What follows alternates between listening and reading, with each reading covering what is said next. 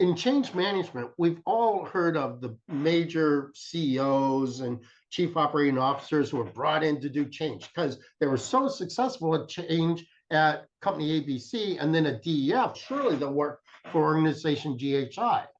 And almost inevitably, they become an unmitigated disaster because ABC and DEF were at different levels of being on the complicated scale, but GHI is farther up on the complexity scale. And what works for complicated does not work for complex. And it's that ability to switch between one mode of thinking and another mode of thinking that is absolutely key. What can organizations and leaders do to support people through this period of complexity? First off, understanding the difference between simple and complicated and complex gets you a very long way. Again, very few people understand. I realize that VUCA is a very popular term. No one really understands what the complexity in VUCA is actually meant to stand for. The true leaders who understand systems thinking, they should welcome these changes. They should welcome AI because AI cuts out the technocrats. They should welcome the VUCA. They should welcome the change because that means that they have a career as a human. Welcome to Change Leadership Conversations, where we dive into what it takes to lead change in today's disruptive and fast-paced world. I'm Yvonne Rukia-Poveta, founder of the Change Leadership. At the Change Leadership, we create change leadership workshops, conferences, courses, and community to equip professionals and organizations to lead change. In this episode, I'm joined by Rick Nason, Associate Professor at Dalhousie University, former capital markets executive, and author of multiple books on risk and complexity, including It's Not Complicated: The Art and Science of Complexity in Business. Together, we explore why traditional change management approaches often break down in complex environments and what leaders must understand about systems thinking, chaos theory, and the nature of modern organizations. We break down the difference between simple, complicated, and complex systems, and why this distinction is critical for anyone responsible for leading change. This conversation will shift how you think about and lead change. I invite you to hit the follow button and stay connected with our change leadership community. Hi, Rick. Welcome to the Change Leadership Conversations. I'm absolutely excited to have this conversation with you. I'm excited to geek out with you, to be quite honest, in terms of what it takes to lead change in what is no doubt a complex and disruptive world, and exploring your fascinating journey. So, welcome. Thank you, Yvonne. It's a real pleasure, and I'm really looking forward to geeking out as well. I think I should warn your listeners, I am not a leadership person. I am not a change person. I come from a totally different spectrum, but I've kind of got sucked into this through the past 5 or 6 years based on a variety of unbelievable reasons. I know, and that was one of the things I learned about you. And maybe that's a good place to start. When we spoke at one time, you described yourself as the finance and risk guy who accidentally ended up in leadership conversations. Can you tell us a little bit about that journey and what keeps on pulling you into these rooms of leadership conversations? My background's actually physics and math, but I'm of a certain age that if you know the history of physics, everyone who's 10 years older than me grew up in the age of Sputnik. So they all went into physics. So there were no jobs for physicists when I came out. So I literally almost did a search and replace for diffusion of radioactive gases for volatility of financial assets and wound up with a PhD in finance. Okay. And my background's been in banking. I've been in the capital markets. And then I retired almost 20 years ago, over 20 years ago now, and have been in academia. And of course, being a finance prof was it. And one of the things I really want to study, both when I was in physics and in a business, was I really want to study chaos theory, which was really brand new at the time. But there are some things about it that I didn't really like, and that I thought that just were very interesting, but not very practical. And theory is awesome, but unless you can actually do something or improve something with it, loses some of Exactly. its awesomeness. And so fast forward, I'm a finance prof. I'm going along quite happily. My field when I was working in industry was risk management and derivatives and all that other good stuff. And so I got into risk management. And one of the things that I have a habit of doing, which I suspect we'll talk about later about cognitive diversity, is I have a habit of going into a bookstore whenever I'm going on a trip and buying the last book in the bookstore that I think I will enjoy.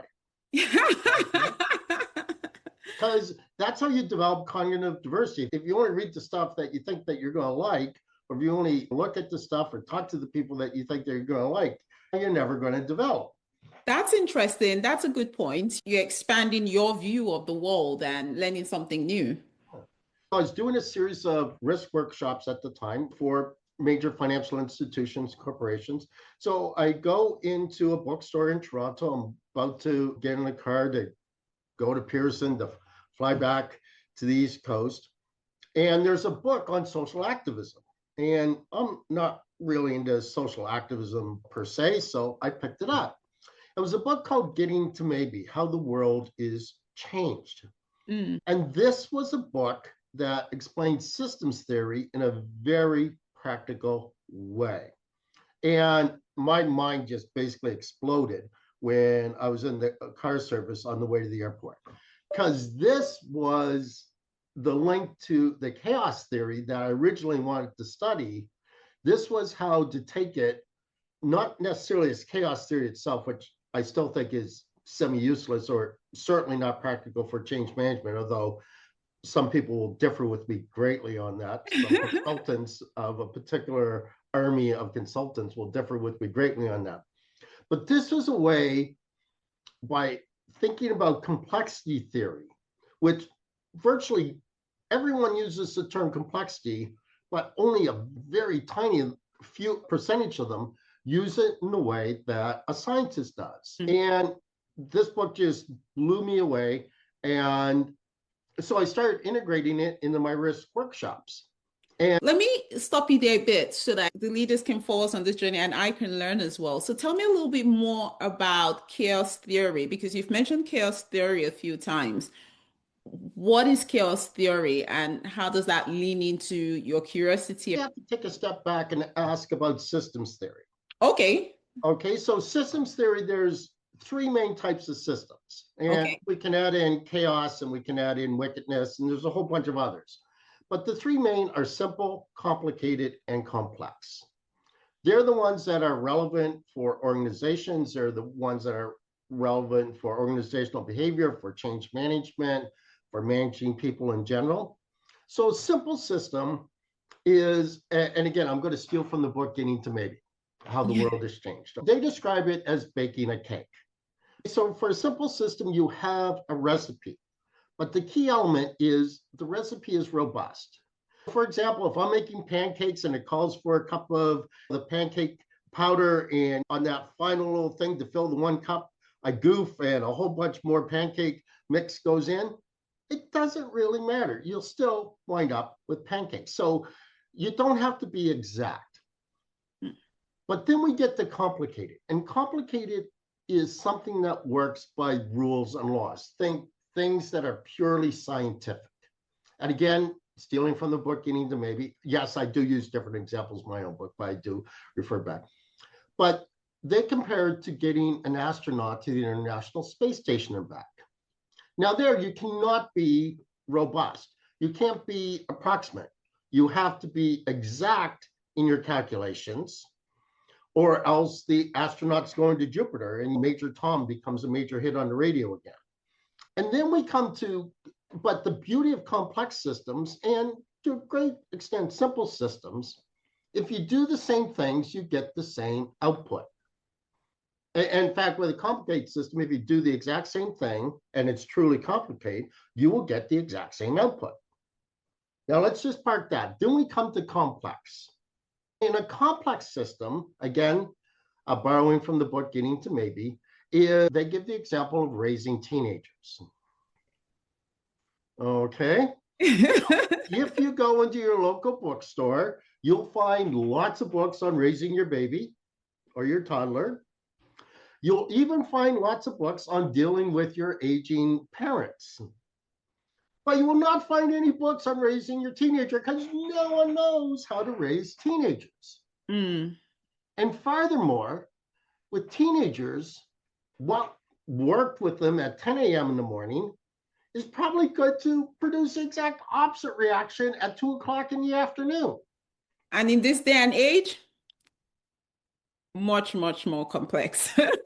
Much more complex. So complicate things, work by rules and laws, and do the same thing, you get the same result.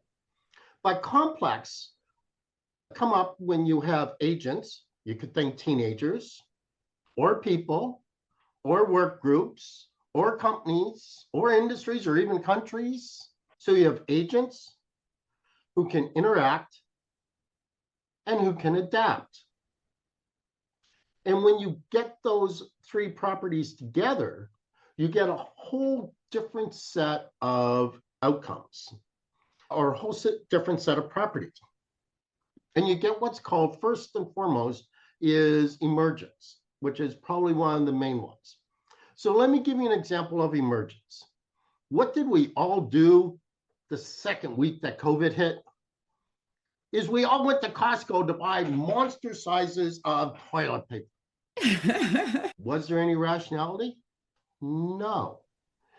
If we have another pandemic, are we going to be watching news clips of people fighting in Costco over rolls of toilet paper? No. It's a result that's not going to be reproduced. It's a result that emerged. And we can perhaps explain it in hindsight, but we can't explain it going forward. And this is how fads develop and bust. This is how workplace cliques develop and bust. This is how change elements become successful or bust. And there's several other properties of complexity, but the main ones are it's not reproducible, it is not predictable. Now we can see patterns. So there's two main examples of complexity in the world. One is the financial markets, which of course is why in risk management we use complexity theory a lot. And the other is the murmuration of starlings. So I encourage your listeners to, if they want to hit pause and go to YouTube and just put in murmuration of starlings, and you'll see the starlings in the sky, they're all going this way, then they dart this way, then they go up, and then they go down. And they create beautiful patterns. So we can see the patterns, but we cannot predict them. And furthermore, and this is very key before I let this point go, is we also know that complex systems are leaderless. We get self-organization. Who told us to go buy toilet paper during COVID? What was the rationale behind it? Who was the leader? Okay, so I want to put a pin in that because I want to come back to leaderless and I want to come back to unpredictable. And if all of this is so leaderless, all of it is so unpredictable, what roles then do leaders really play in this whole process? But I sidetracked a little bit to understand a little bit more about chaos theory, but I want to take you back. So you were telling us a story about how you got into leadership conversations from being a risk and finance guy. Yeah. So getting into leadership is, of course, I'm doing this for risk. And all of a sudden, boards of directors are saying, wow, we want to get in on this because we can apply it here, we can apply it here, we can apply it here. And here's the thing about complexity. Once you explain it to people, they immediately bifurcate into kind of four camps. There's those that immediately get it. And there's those that say, that's just a big puff of words. And then there's those, particularly in this age of specialization, who actively fight it. And then there's those who say, what's the big deal? I've been doing this all along. Yes. So you make this great distinction between simple, complicated, and complex. And then you drop this bomb on us that in a complex world, it's leaderless and it's unpredictable. In terms of these three key concepts, how does this play out with change in the real world when we have to lead change, whether through a simple change, whether through a complicated change, whether through a complex change? How does it play out? It plays out first off by recognizing what type of system you're in. So almost every change management project, almost any managerial project has components of all three. Some components are simple, some components are complicated. Actually, though, in management, very few are actually complicated. And I would argue that the major ones are complex. Now, I'm a B school prof. I'm a business school prof. And in business school, and actually, if you look at most consultants, no offense meant to all the change agents out there acting as consultants, but what they try to do is solve their clients' issues. Solving works well for simple and complicated. Solving does not work for complex. What you need for complexity is you got to think manage, not solve.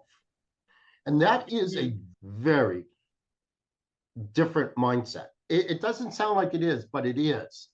Okay, so on that thought, a lot of what you hear these days is that we have to move away from change management and not manage. You cannot manage change. And there's this move to say you lead through change. How does that play in it? Where does leading through change, where you're using those skills to versus manage, what does it mean to manage? Can you go a little bit deeper into what that means? Yeah. And okay, so first off, we think of a change leader. Instead, we have to pull back on that because a change leader implies that there's someone, who's doing that old Boy Scout song. Follow me, boys, follow me. Lift them up and put them down. And it implies that they know everything and they know that where they're going and they know how to get there. So first off, we need humility. And instead of thinking of the leader, I want to give you the example of ants. Ants are also thought of as one of the most successful creatures on the face of the planet. And ants are also a perfect example of managing by complexity. So I'm not an ant scientist, but having read tons of books on ants because of my interest in complexity, the experts will tell you that ants are more or less highly specialized. There's the queen ant, despite the regal title, has no leadership role whatsoever. Basically pumps out eggs, that's it. Then you have the ants that we're all familiar with from grade 10 biology class that go out and search for food and drop the pheromones and leave the little pheromone trails. If you leave food out at your cottage, when you come back in 2 weeks, you'll see a little trail of ants going to whatever food you left out. Then there's basically warrior ants. There's ants that rebuild the colony when it's been compromised. There's even funeral ants. There's literally, according to the experts, ants that do nothing but take out the dead. And then there's ants in the colony that do nothing but random stuff. Now, here's the thing. You can take away the warrior ants. You can take away the food foraging ants. You can take away the ants that rebuild the nest when it's been compromised. You can take away the funeral ants, and the colony will survive. You take away the ants that do random stuff, the colony quickly dies. Okay. Now, who wants to be the consultant that goes into an organization and says, you got to be less rigid and you got to focus on managing, not solving, which basically means you got to do some random projects in randomness rather than trying to solve the problem. Everybody wants, and it's natural, it's human nature, everyone wants the 6 steps to success. How do you get your blog post or your video mentioned? The 4 key steps you need. Okay. Don't tell me about that. Don't remind me. The 4 steps to not going bald like Rick Nason. Okay. Everyone reads that. No one wants to read the book. Maybe if you do this, you might not go bald like Rick Nason. But notice the book that I quoted at the beginning of this, Getting to Maybe. And it's focusing, having the humility and having the self-esteem of saying, this might work, but might not. Let's see and let's adapt. Because the key thing, remember, the three elements of complexity are agents who can connect. We're connecting now, we connect through social media, and who can adapt. Those are the three elements that bring out complexity. And what you need to do is you need to focus on leveraging that adaptation. Would it be fair to actually interpret what you're saying in the terms that maybe I am a little bit familiar with, to say the person who does better is the adaptable leader? So we talk about adaptive leadership, right? So that's the random ant who is able to adapt and be agile to what's happening in the situation versus that ant who wants to, this is my role, this is what I'm here to do, this is what I must do, these are the steps I must follow. That is part of it, but you also need to be creative.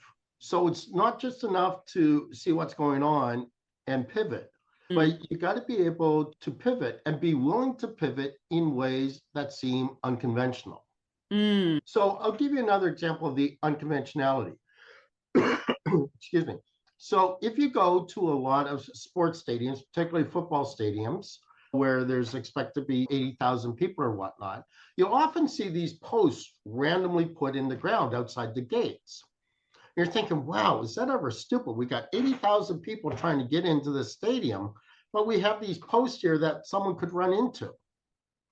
But actually what those are there is it's to force people to pivot in random ways that actually makes them much more regular when they actually go through the turnstiles. And so it's taking something that at first blush you would think is a safety hazard, and it's very counterintuitive. So it's more than just being adaptable.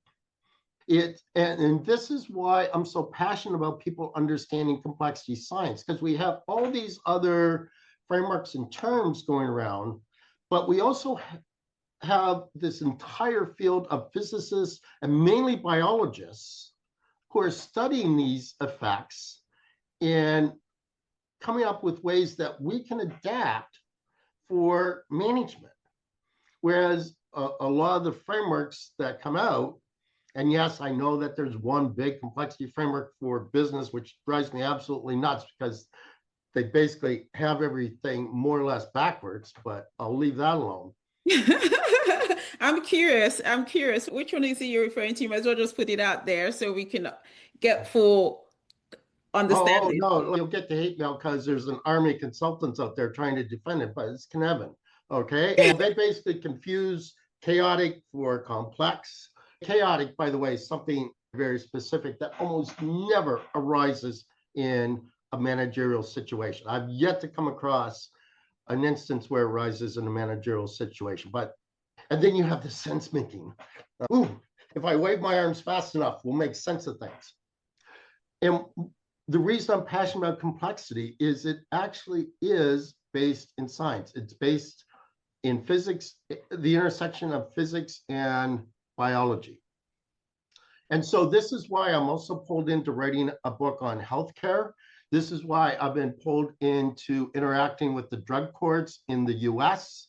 It's been why I've been pulled into by European organized crime fighting organizations. Because all of those sound very complex, right? Yeah, but before they're always being treated as complicated. When you start to pull back and use some of the tools and some of the tactics of complexity, instead of complicated thinking. Complicated thinking is all that Taylorism, all that scientific management that we all learned in business school. Yes, please keep applying to the MBA. I want to work for a few more years. And that's all really good. But the truly wise manager understand what's simple. Folks, here's a checklist. Let's try to go through it. What's complicated? Look, this we have to nail exactly. So let's get the experts to work on this. So would an example of that be a regulatory change? This is a regulatory change. You have to do it in this way. It has to be implemented in a certain way. So it may be a little bit complicated. You're changing systems, but Yeah. you have to follow a set of rules to do that. Would that be a complicated change? Yeah. So let me give you a medical example. If you go for cancer treatment, if you go for radiation treatment, what they do every time, even though you see the people every single day, is they ask you your name and your birthday. And that comes from a book, and I can't pronounce his last name. Atul begins with a G, his last name, who wrote the Checklist Manifesto, which is basically a guidebook for how to deal with simple systems. So they ask you your name and your birthday just as part of it to do the checklist, and then the radio techs will say to each other, we're doing A, B, C, and D, and the other radio tech will go check, check. So that's simple. That's a checklist. Then you get to the complicated stuff where the radiation, if you're having the left side of your face being irradiated, they can't aim the beam at your face. They want to aim it literally at a precise millimeter, or 2 or 3 millimeters at most. And we're within a couple of inches. That's good enough. No, it's not. Because what you'll do is you'll get you'll get unintended consequences. And the unintended consequences are almost always negative. But then what you get is you get the role of the radio tech who comes gets the people from the waiting room. And if they're John Smith, so what? They've done their job. But they're John, you're here. Awesome to see you. How you doing today? Hey, I really like your socks. They're cool. What we know is, A, you can't replicate that with a robot. Yes, you could make a recording of it, and you could have an AI robot do it, but it won't be the same. And immediately, when the radio tech or the person going to get the person from the waiting room does that, we know that the patient's blood pressure falls, their anxiety falls, their stress level falls, and that is almost as important as the radiation beam in helping to cure their cancer. And that is the complex part. So we have stuff that is simple. Make sure that you got the right patient in the right place at the right time. We got the complicated stuff, which is the physics and biology of radiation. Can you tell my background's in medical physics? And then we have the actual staff who provide a human component to it. So right now, you've got this awesome smile on your face. And that's probably one of the major reasons why people want to listen to your podcast. It's not because of me. Yeah. I promise you, this one is going to be because of you. No. We can do a recording of you, but knowing that it's you real time in real life, that's part of your magic. Whereas if you were just there reading off, oh, the next step is, then we do the next step. You're doing the same thing, but its effectiveness is at 10% because you're ignoring the complex part. Yes. So in that complex part, that's where adaptability comes in, creativity comes in, and all of that great stuff. And humanness comes in. What are the implications of all of this when in this complex world, I would say, what are the drivers of complexity right now in today's world? I know AI is one of them. There's so many other things, but AI is making, I'm going to go on a little bit of a rant here. AI is making understanding complexity absolutely necessary, because AI by definition is going to crush you if you are a complicated thinker. So my former role as a derivatives trader, I was highly specialized. I was basically in the role because I had a PhD, and you basically need a PhD to do it. It doesn't exist anymore. Or it still exists, but where once you needed 50 people, you now need one person to make sure that the computer's plugged in. And AI can do all the complicated stuff. Ironically, AI can't really do the simple stuff all that well, but AI can do the complicated stuff very well. AI can do nothing about the complex stuff. You can have AI make your cup of coffee in the morning. You can have AI get the astronaut to the International Space Station and back. You cannot have AI raise your teenager. What's driving complexity is, again, go back to three elements: agents who can connect and who can adapt. The main one is connection.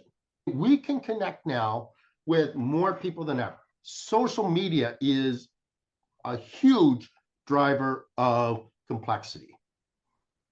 We think we know our colleagues much better than we did. Ironically, I would argue that 30 years ago, before social media, we knew our colleagues at work much better because we see their social media posts. Which is highly curated in many times, right? Yeah. Okay. And it's not the real them. And so we get this cognitive dissonance when we see that they're sitting there and cracking their teeth, when in reality, they're showing a megawatt smile like yours.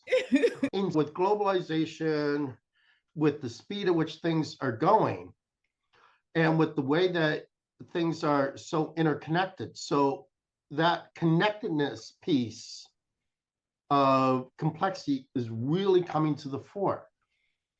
But yet still, as a science or as a discipline, it's almost totally unknown. And admittedly, complexity really only started about the 70s. And again, it arose out of complexity theory when some people much, much smarter than me had the same issues with chaos theory, which also arose in the late 60s, early 70s. They had the same issues with chaos theory, and they started thinking a little bit more broader about it, or a little bit better about it, and thus complexity arose. You're writing a follow-up book soon, and it's for the age of AI. How has AI changed the way that we think about leadership or leading change compared to when complexity started 70 years ago? Now we have all of this globalization, we have AI, we have geopolitical issues, we have this connectedness. When you bring all of that together, how is it changing how we lead change? Maybe that's flogging a dead horse, but for you, what's driving the change and the conversation? Yeah. And again, I just want to back up just a little bit. It's not necessarily AI, it's digitization. Now, AI is one of the major outcomes or beneficiaries of digitization. But we as a society, we as managers, we as B school profs think that we cracked the code. We've taken Taylorism and we basically can solve problems. We got frameworks, we got published papers. And what we're missing is the manage, not solve part. We think that in this day and age, if I just type into AI, hey, I got this problem for you at work, how do I deal with it? ChatGPT is going to give you an answer back. And if you say, can you put that in 7 steps for me? It will put it in 7 steps for you. And you think, problem solved. I'll fix Rick by next Tuesday. But what we're missing is something. I want to go to some work that Columbia Business School professor Rita McGrath did. She wrote a very short paper for Harvard Business Review several years ago. And it was titled The 3 Eras of Management. And it's a short paper, but I think it's brilliant. And she said that basically in the late 1800s in management, that was the age of engineering. So how do we make a car? How do we make a steam engine? How do we make a steam engine more efficient? How do we build a plant that will produce more pins? How do we build a plant that will produce more cloth for a lower cost? And then, of course, in the early 1900s, basically around 1920, we got into Taylorism and scientific management. And I'm assuming that everyone knows about Frederick Winslow Taylor. He did the time motion study. How about if we place the assembly line 2 inches to the right? What will that affect how efficient the worker can work? He came up with the ideal size for a shovel head is 22 pounds. If you have a shovel head that will carry 22 pounds of whatever you're shoveling, then a worker can shovel more in a day than if it's at 18 pounds or 24 pounds. So that's why we have all sorts of different size shovels for things. You laugh, but that's the truth. It's interesting. That's learning something new. I didn't know it went as scientific as that. Oh, it did. But that's almost everything that we do in business school is based upon that. Almost everything that we do in business school is based upon Taylorism. So excuse me, Rita McGrath calls that the second era of management. But now she says that we're moving into the third era of management. I think that she is dead on right. And this is dead on with consistent with complexity theory. So we basically went through simple, how do we make a steam engine more efficient, to complicated, how do we basically make a science of it, and including making a science of people. He literally examined how different levels of light would change the effectiveness. The color of the walls. You'll notice that a lot of schools are painted the same color. A lot of prisons are painted a different color, but all the same color. And stores, Facebook went through, I don't know how many iterations of the blue for the little like symbol, all testing which shade of blue makes you click on that more and gets you more addicted to Facebook. Again, you laugh, but this is scientific management. This is what we do. But Rita McGrath says in the third era of management, we're coming into the era of empathy. Mm. And I think she is so right. And empathy is consistent with complexity. Empathy is consistent with manage, not solve, and a whole bunch of other complexity management techniques. I talk about in my book, It's Not Complicated. But I got to point out that empathy is not the same as sympathy in the sense that she's using it. Yes. Yeah.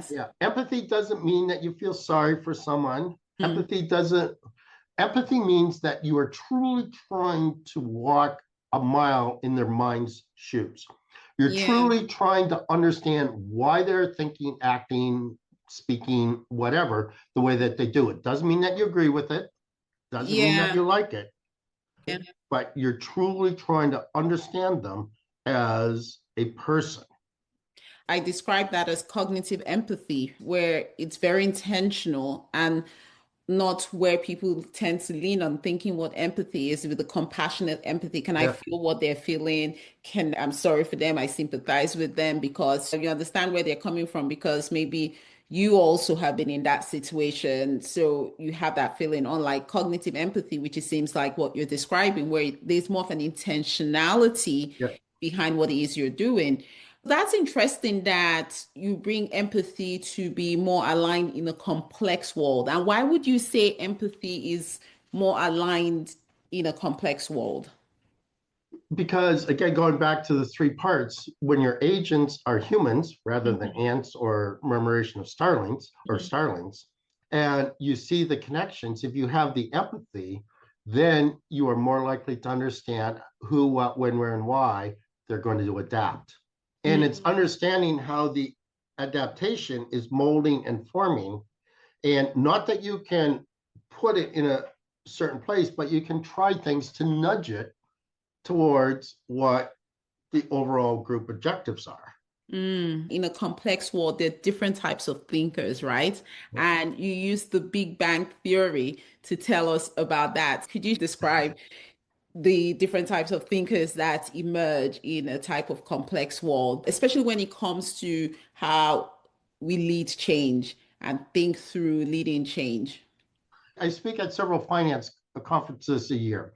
And I always ask the question, who would you want to manage your money? Charlie Munger, who was Warren Buffett's co-partner of Berkshire Hathaway, or Sheldon Cooper? Now, the Big Bang Theory, of course, is based around Sheldon Cooper and Leonard, and I can't remember the third one at the moment. There's Bernadette, there's Penny. Yeah. Sheldon Cooper is the ultimate complicated thinker. Everything is hyper rational. And then you have Penny, who supposedly is the dumb blonde next door, who is anything but a complicated thinker. She's kind of happy-go-lucky, and she goes with the flow and goes along with the crowd.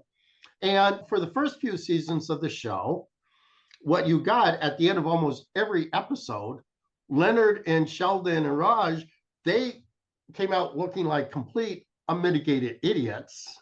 And Penny is the one that's surviving and thriving. And then in later series, you get Bernadette. Now, Bernadette is also a complicated thinker with a PhD, but she also understands the real world. She understands people. She has empathy. And what you get is Bernadette is the role model that we want to aspire to, because she basically has what Roger Martin, the former dean of University of Toronto, said, an opposable mind.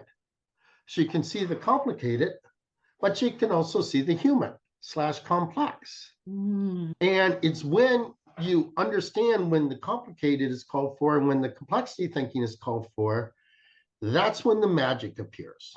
That's when the sauce appears. Now, in change management, we've all heard of the major CEOs and chief operating officers who were brought in to do change because they were so successful at change at company ABC and then at DEF. Surely they'll work for organization GHI.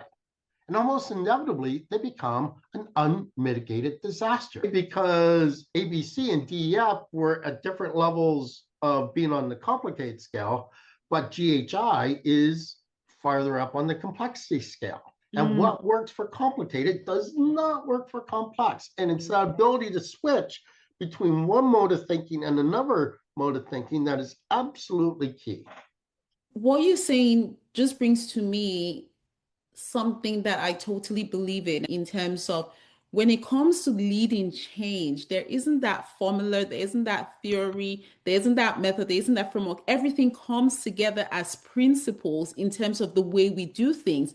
And this is where the creativity, the adaptability, the empathy, and all of that come to And the play. cognitive diversity. I like that. We're going to go into that one. Come into play in terms of how we lead and we drive change, especially in today's complex world, disruptive world, where we don't know what's coming. Today you're doing A and you're sure this is the path we're going.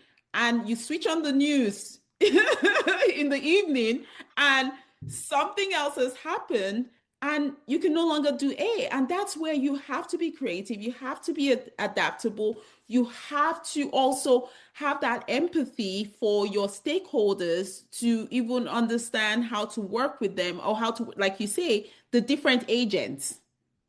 Yeah. Just on the empathy, I want to point out one more thing that I believe is key that's missed by a lot of people on empathy is you need both what I call psychological empathy and sociological empathy. And I use a comparison from finance. So in finance world, we talk about psychological finance. And psychological finance is how you or I act irrational, stupid, inconsistent, whatever on our own.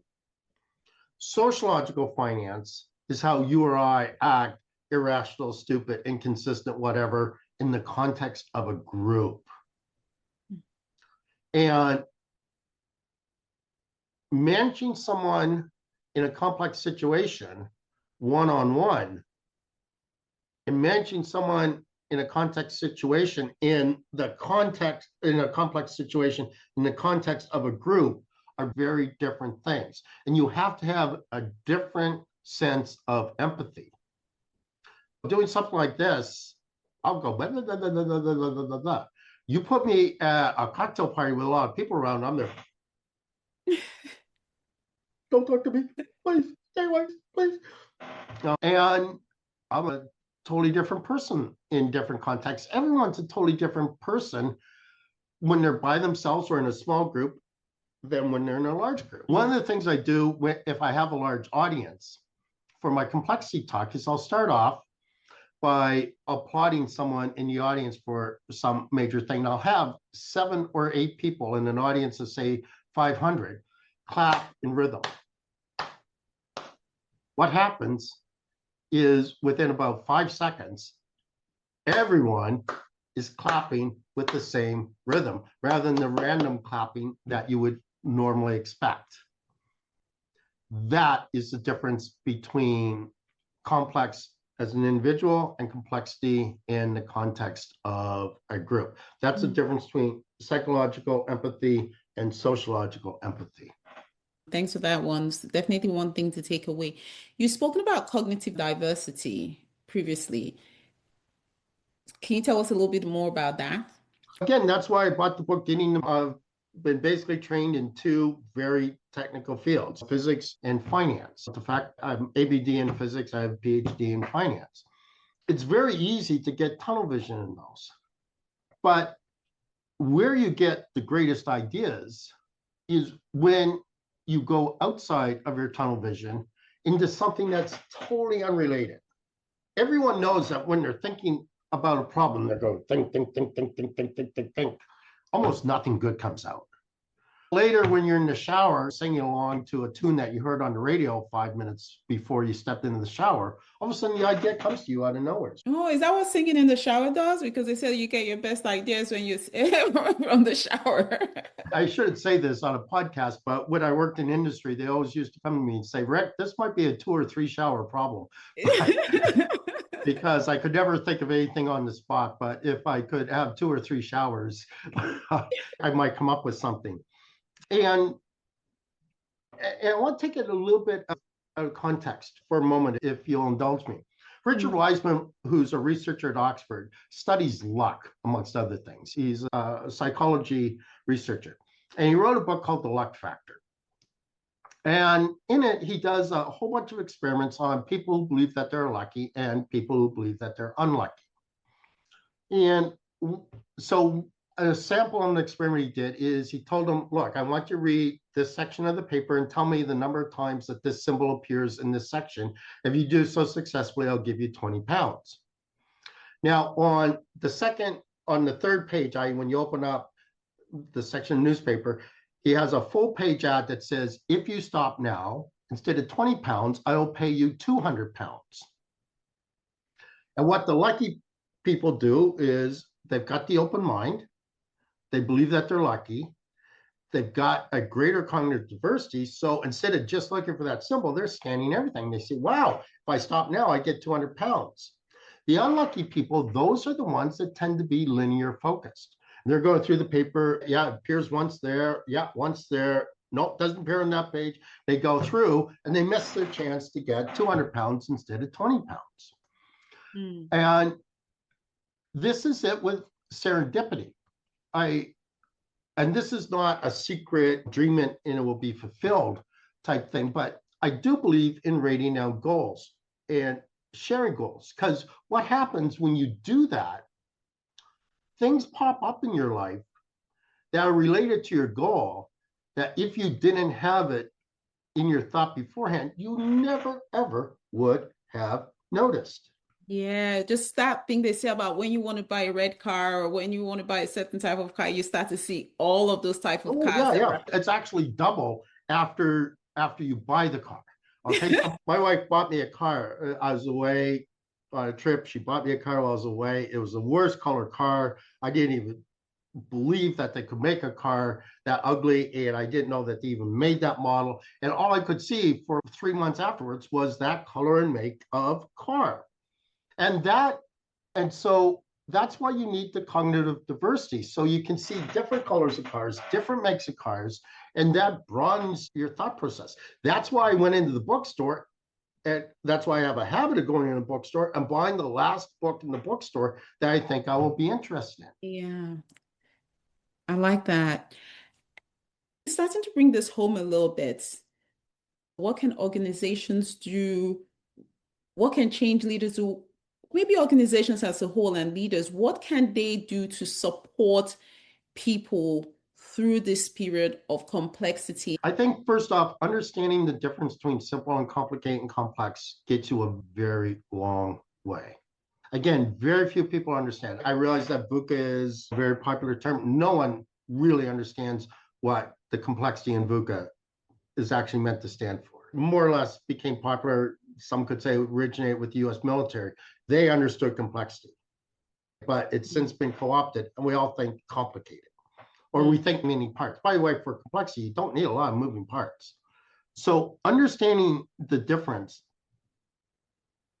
goes a very long way. There are some tactics. We talked about a couple today: manage, not solve, think, manage, not solve, empathy, cognitive diversity. There's lots of others.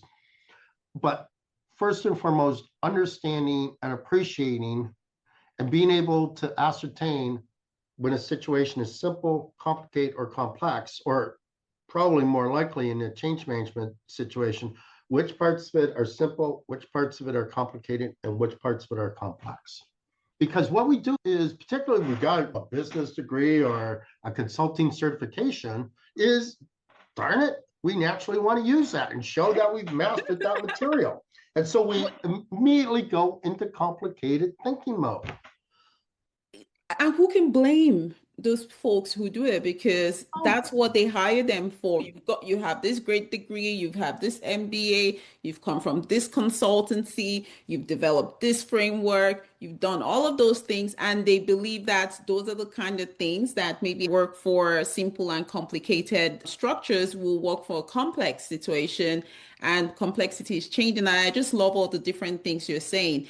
And it's really about helping people and organizations start to build that complexity muscle. And it starts with even understanding and treating for where we are. So the first thing is recognizing those patterns that will help us say, where are we playing in right now in terms of our environment?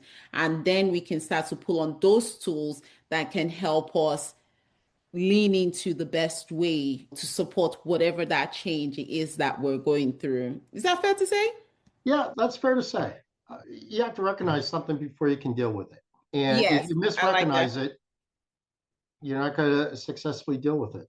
I like that. One of the things I like to ask my guests is we're no doubt right now experiencing unprecedented levels of change, disruption, uncertainty. These days, uncertainty is a new certainty.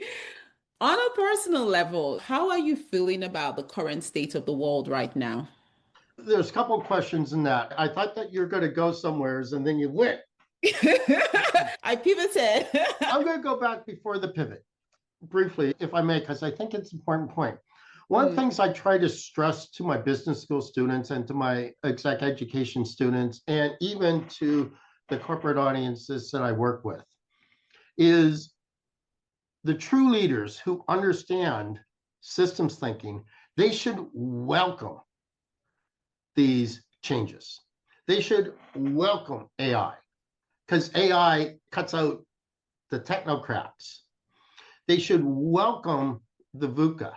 They should welcome the change because that means that they have a career as a human. They have a career as a human creative, as a human thinker, as a human manager, as a human empathizer, again, using our definition of empathize.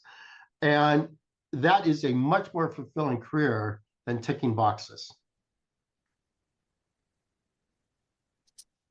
Hearing that demonstrates that in this world of complexity, in this world of AI, where I keep on saying is a tool and it's something we can leverage, the advantage we have is our humanness. Oh, absolutely. One of my favorite quotes, and this is embarrassing because it's at the end of every one of my talks, and I can't remember who said it at the moment because I have a great picture of him smoking a cigar. But I'll think of it at 3 o'clock in the morning and give you a call there. In times of change, learners inherit the earth, while the learned find themselves beautifully equipped to deal with a world that no longer exists. And right now, our major crisis is we have a lot of very learned people. I'm a business school professor. I deal with learned people and people who are becoming learned every day. But with AI and what we're doing in education, which I could go off on a whole other rant on, is we're not creating learners, we're creating learned. With our rush to get certifications, with our rush to fill out our CVs, with our rush to put up another certification on LinkedIn, Mm. we're showing that we're learning. And if all you're focused on is your learning, and that learning is becoming irrelevant as the world develops and changes, that becomes very scary. But if you focus on being a learner, it becomes very exciting and liberating. Yes, you're going to stub your toe. Yes, you're going to make mistakes. Yes, you're going to fall on your face, but you'll be able to get up. You'll be able to Mm. recover and you'll be able to learn from it and do it better next time and make a better, bigger mistake next time. And even to learning is also unlearning. There you go. I would add unlearning to unlearning. There are certain things we need to unlearn through the process of learning. Absolutely. We unlearn Absolutely. certain things that no longer work. And it's interesting that the world used to or puts a lot of value, like you said, on the learned, right? Oh, they have Yeah. these degrees, they've done this, they're very well accomplished. And I just love that quote you shared with us is that learned has a way of putting us in a box and tying us into this is what I know, this is what has always worked. My favorite book, Who Moved My Cheese? This is how it should be, this is how it should look, as opposed to the cheese has moved. Everything But has there changed. might be more cheese someplace There else. might be better. Yeah, let's go find that new cheese. But this goes back to the ant colony. You have to do random stuff to find that bigger pile of cheese. I like that. I love that we came back to the ant analogy because that is just so beautiful in terms of when we think about the ants, right? It's not those that keep on matching in the same line. It's not those that have that role. That's this is my task because AI can replicate that task. But what AI cannot replicate is the randomness And the humanness. and the humanness and all of the so beautiful things that you have said. And tell us, I want to know because in this day and age, we're dealing with so much change. How are you dealing with change in this world on a personal level? I'm loving it. I read a lot. I should work more on my physical fitness, but I work a lot on my cognitive diversity. And that's fun. That's what I do for fun and applying it for fun. And what it does is 10 years ago, you absolutely positively would not want it to have me on your podcast, but I've had a blast on this. The people that know me, particularly in the business school world, oh no, you're not having Rick Nason on a change management leadership podcast. Oh my goodness, Yvonne, what are you thinking? The guy's an idiot. He's a total nerd. He's nothing but math and numbers. But I've had a blast. I know, and we did geek out a little bit, right? And hope the audience was able to go with us. There's so many directions and paths we could have gone into, and I would have loved that. And I'm sure there's still going to be other conversations we're going to have after this. The question I love to end with my guests is for you to complete a sentence. Not be intrigued. Now I'm scared. Remember the randomness. We have to go with the randomness. So the future of change leadership is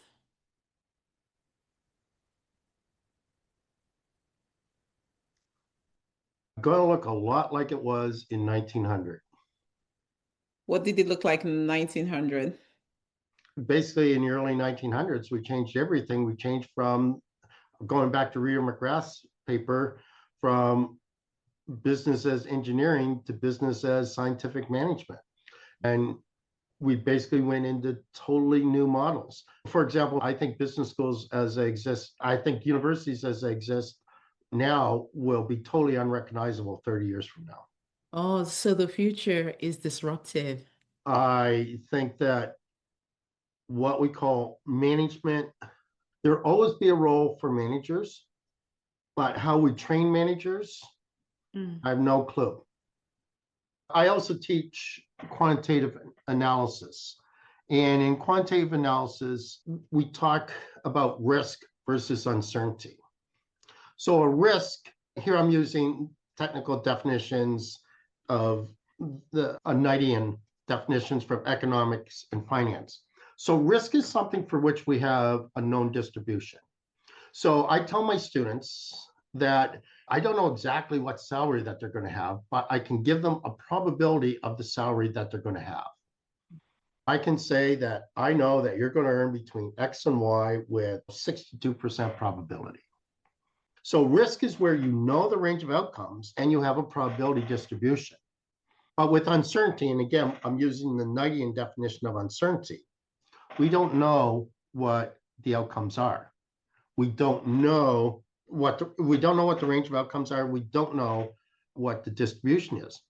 And so when I think of change management, let's just go back to business school students. So I tell my business school students, I actually don't know what 80% of them are going to be doing in 10 years' time, because 80% of them are likely to be in a job that currently doesn't exist. If you go back 30 years when I started my career, what the hell is an app developer?